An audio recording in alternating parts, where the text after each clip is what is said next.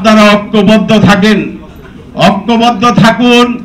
দেশের বিরুদ্ধে যে রক্ত দিয়ে আমরা নতুন বাংলাদেশ করার পরিকল্পনা নিয়ে এগোচ্ছি, সেখানে নতুন করে ষড়যন্ত্র শুরু হয়েছে। এই কথাগুলো আমাকে বলতেই হবে।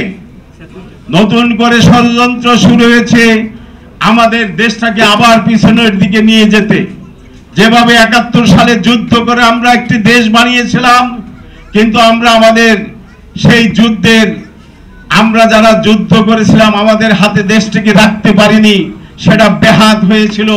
আজকের এই ২৪-এর গণঅভ্যুত্থানকেও আমার মনে হচ্ছে কেন জানি সেটা ব্যাহত হয়ে যাওয়ার সম্ভাবনা আছে। তাই আমাদেরকে ঐক্যবদ্ধ থাকতে হবে।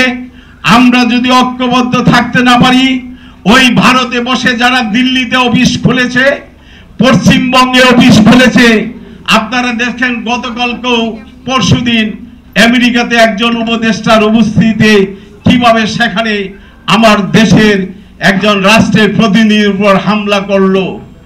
যারা ২৮ লক্ষ কোটি টাকা বাংলাদেশ থেকে পাচার করলো, ২০০০ মানুষকে খুন করলো, তাদেরকে আবার পুনর্বাসন করার একটা চক্রান্ত ষড়যন্ত্র শুরু হয়েছে।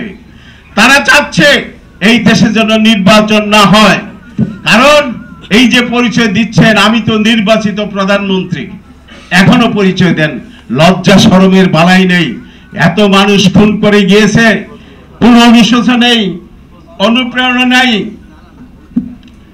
অনুশোচনা নেই, এবং কোন রকম এই দেশের মানুষকে নিয়ে যে ষড়যন্ত্র হচ্ছে, তারা কোনো ষড়যন্ত্র মনে করতেছে না। তার ক্ষমতা পুনরুদ্ধারের লড়াই শুরু করছেন, লড়াই করবেন। আপনারা দেখছেন 2 দিন আগে 300 লোকের মিছিল এখানে এই গুলিস্তানে হয়েছে। আপনাদেরকে সজাগ থাকতে হবে এবং এই ফেব্রুয়ারি নির্বাচন বিরুদ্ধে যত ষড়যন্ত্র হবে, এই ষড়যন্ত্রকে আমাদেরকেই মোকাবেলা করতে হবে। এই ষড়যন্ত্র মোকাবেলা করে সরাসরি নির্বাচন, যারা পিয়ারের কথা বলে নির্বাচনকে বানচাল করার চেষ্টা করছেন, আপনারা ঐক্যবদ্ধ থাকুন। সরাসরি নির্বাচনে, কোনো পিয়ার পদ্ধতিতে নির্বাচনে আমরা যাব না, আমরা যেতে পারি না। আমরা ওই দক্ষিণপন্থী ৭১-এর পরাজিত শক্তি যে কোনো সময় ২৪-এর পরাজিত শক্তির সঙ্গে হাত মেলাতে পারে, যেটা অতীতের রেকর্ড আপনারা দেখেছেন। মাথায় টুপি পরে, মাথায় মহিলাদের হিজাব পরে চাচার বাসায় গিয়ে চাচার পায়ে সালাম করে ঐক্যবদ্ধ হয়েছিলেন। এই ইতিহাস এই দেশের মানুষ জানে। কাজেই ৭১-এর পরাজিত শক্তি, ২৪-এর পরাজিত শক্তি যে কোনো সময় ঐক্যবদ্ধ হয়ে নির্বাচনকে বানচাল করতে পারে।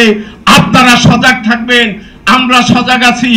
এই আমরা সুষ্ঠু নির্বাচন ফেব্রুয়ারিতে আমরা এই দেশে করব।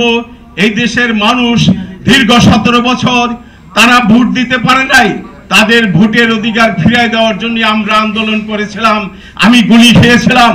এই ভোটের অধিকার মানুষের মাঝে আমরা ফিরিয়ে দিব।